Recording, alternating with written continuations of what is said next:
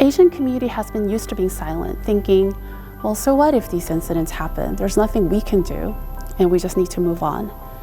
When we start breaking silence and share these stories, we realize that many others have similar lived experiences, and that could become a foundation to bringing our community together. Therefore, please don't be silent. Share your story so we can make change together. 이 콘텐츠는 아시안 증오범죄 근절 프로그램의 일환으로 캘리포니아주에서 지원받아 제작되었습니다. Imagine a 14-year-old immigrant girl helping out at her parents' deli after school, like many immigrant families' children do in the United States. A customer approaches her with an unreasonable request, and she tells them no. The customer gets angry and says, well, you're pretty arrogant for a Chinese girl. Imagine how that 14-year-old would have felt. This is my story and one of the memories of racism that I experienced since I came to the United States. The comment from the customer portrays many layers of discrimination. One of them is disrespect for my identity as a Korean, and another being a clear show of classism, that they see me as belonging to a lower status than them because I'm Asian. 안녕하세요. 저는 이스트베이 지역에 있는 코리안 커뮤니티 센터의 부관장 손예리라고 합니다. 저희 기관은 1977년도에 UC 버클리 졸업생들에 의해 새로 정착하는 한인 이민자 분들을 돕기 위해 설립되었으며 현재는 4개의 부서를 통해 베이 지역 한인 정보라인, 사회복지, 시민권 신청, 카운셀링을 포함해서 20개가 넘는 사회사업 프로그램들을 제공하고 있습니다. This racism and discrimination I just shared with you is nothing new. Asian American history has always been marked with Asians being the target of hate and discrimination and being blamed for social issues and challenges in the United States. One of the oldest policies against Asian Americans is the Chinese Exclusion Act in 1882, which was the law passed by Congress that banned Chinese immigration for 10 years. And then 10 years later, the ban was extended indefinitely. One of the reasons behind it was the idea that Chinese migrant workers were causing declining wages. And in addition to policy, the hate and discrimination also showed up as direct violence against Asian community. In 1981, afraid of competition from Vietnamese fishermen, white fishermen invited Ku Klux Klan to destroy Vietnamese American fishing businesses and threaten their lives. In 1982, 2 auto workers from Chrysler attacked and beat Vincent Chin, a Chinese American, to death. They blamed massive layoffs in American auto industry to Japanese car imports and attacked Chin because they thought he was Japanese. Korean community has also been a target of violence that arose from racial wealth inequality. On April 29, 1992, 사이구, also known as LA Riot or LA Uprising, erupted. Within 6 days, 3,000 businesses were destroyed or looted. Nearly half of them were Korean-owned. Damages totaled to about $1 billion. Korean businesses called police for help, but many of the police force has been sent to protect wealthy white neighborhoods like Beverly Hills. In addition to violence, what has really hurt our community is the feeling of sidelined and disregarded. Along with scapegoating Asians for economic challenges, blaming Asians for public health problems, just like COVID, has been nothing new. In 1990, a Chinese American dies of bubonic plague. And in response to this, San Francisco authorities quarantined 25,000 Chinese immigrants and closed down non-white owned businesses. In more modern times, let's look at the case of SARS. We all remember what SARS outbreak was like. SARS emerged in 2003. In a national survey in April 2003, 14% of Americans reported avoiding Asian restaurants and stores because of SARS. On the other hand, Asians and Asian Americans reported disproportionate fear, stigmatization, and discrimination compared to the rest of the United States. I'm mentioning these historical events to remind us that what we see today is nothing new, like COVID. The hate incidents we see today is not created in vacuum. Its roots are deep in Asian American history, initiated by discrimination and hate. And this is not only continuing, but growing and evolving. According to the data reported by Stop API Hate Coalition, there were close to 11,500 incidents reported to their reporting center between March 2020 and March 2022. 67% of these incidents involved harassment, such as verbal or written hate speech. COVID-19 pandemic has brought many struggles to our Korean community, including physical and health illnesses, financial hardships, food insecurity, social isolation, and many losses of loved ones.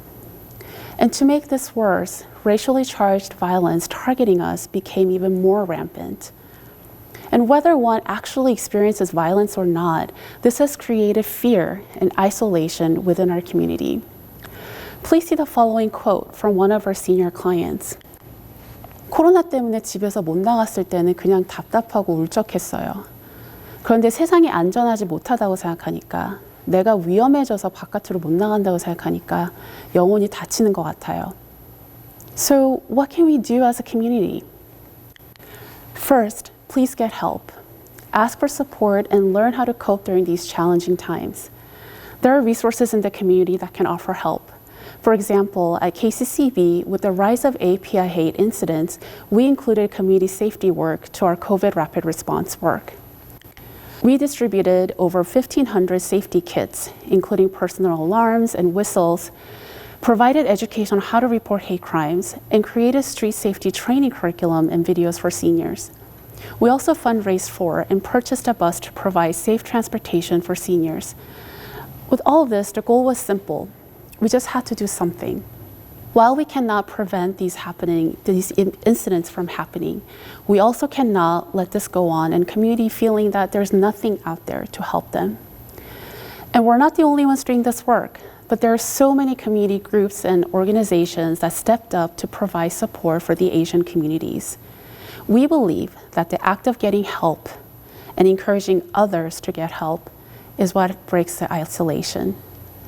Second, please don't be silent and share your story. KCCEB provides free mental health counseling for individuals, and some of our counseling clients are victims of API hate and violence harassment. Some of them share that by telling their story alone, they have come to understand and process their emotions and trauma. Asian community has been used to being silent, thinking, well, so what if these incidents happen? There's nothing we can do, and we just need to move on. Some people have told us that they don't even report these to the police because they don't feel like anything will be done about it. I shared earlier that nearly 11,500 Asian hate incidents were reported, but we suspect that the actual numbers are much higher because Asian communities tend to underreport these types of incidents. When our staff engage with our community members, we learned that many don't even see verbal harassment as hate incidents because they weren't physically hurt.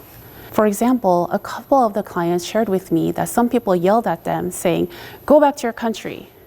But they didn't realize that this was a hate incident because they normalized this type of interaction and got to a point of saying, well, it is what it is. And as a community, we need to break that cycle.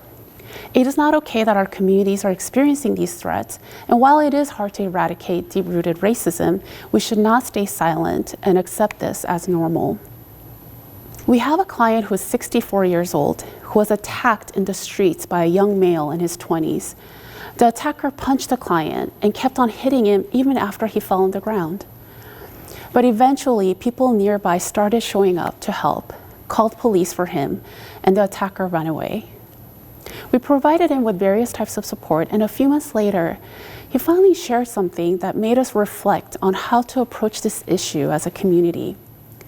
He said he realized that while there are bad people out there to hurt others, there are also good people out there willing to help, like those who came to his aid during the attack.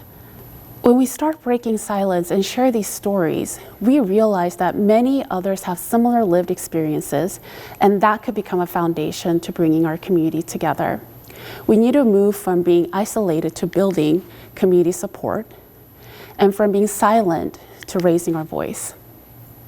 Lastly, we need to build solidarity and raise our collective voice. And we feel that it is important for agencies like us to help raise our community's voice and increase visibility of our community.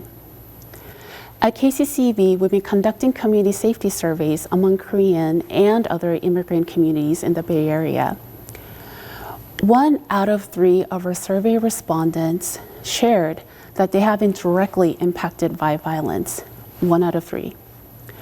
Our goal is to use this type of data to work with other communities to co-create solutions together and advocate to policymakers to take action and support communities suffering from violence. And this all starts with individuals sharing stories and reporting incidents. Without each and every dot, then we cannot draw a full picture of our community's presence. Therefore, please don't be silent. Share your story so we can make change together. I would like to end this talk with a quote from one of our senior leaders. Last year, we led a storytelling project about our seniors in efforts to shift the narrative around seniors from being vulnerable targets of violence to elders in our community that hold rich immigration experience and are part of immigration history. During this project, we asked seniors to take a photo of the flower they liked and share with us why. An elder chose this flower and said, 이 조그마한 꽃들, 요만한 꽃들이 모여서 이 큰 꽃이 만들어지는 거거든요. 결국은 개개인 또 작은 커뮤니티들이 모였을 때 이런 큰 꽃을 만들 수 있다는 거죠. 바로 그겁니다. 같이 합쳐서 더 크게, 더 낮게 나아가줘요. 지금까지 KCCEB의 손예리였습니다. 감사합니다. 이 콘텐츠는 아시안 증오범죄 근절 프로그램의 일환으로 캘리포니아주에서 지원받아 제작되었습니다.